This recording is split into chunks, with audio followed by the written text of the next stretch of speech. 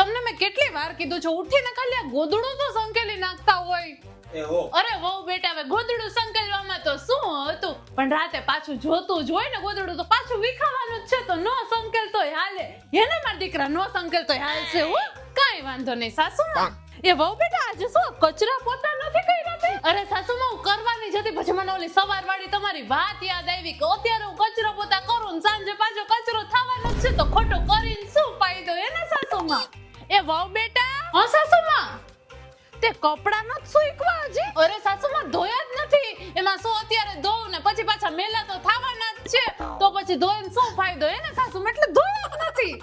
એ વહુ બેટા વાસણ હજી નથી ઉટકાતે? અરે ના સાસુમાં, વાસણ તો પાછા ખરાબ થવાના જ છે ને, તો શું ખોટે ખોટા વારે વારે ઉટકે. હું શું કહેતી હતી વહુ બેટા, સવારના ઉઠતા વેટ બધાએ પોતાના ગોદડા સંકેલી નાખવા જોઈએ, તો જ રૂમ વ્યવસ્થિત લાગે. અને મારા દીકરાને કહી દે સંકેલી નાખે, અને એ નહીં સંકેલે તો એમાં શું હું સંકેલી નાખીશ. હે સાસુમાં એવું એમ ને? એ સાંભળો ને તમે શું કહે છે તમારા મમ્મી. પણ ના ના ઓ સાસુમાં, તમે કીધું ને એટલે આપણે લોઢે લીધો, હવે તો આપણે બધું આવી રીતે ચાલુ રાખશું. હે ને સાસુમાં?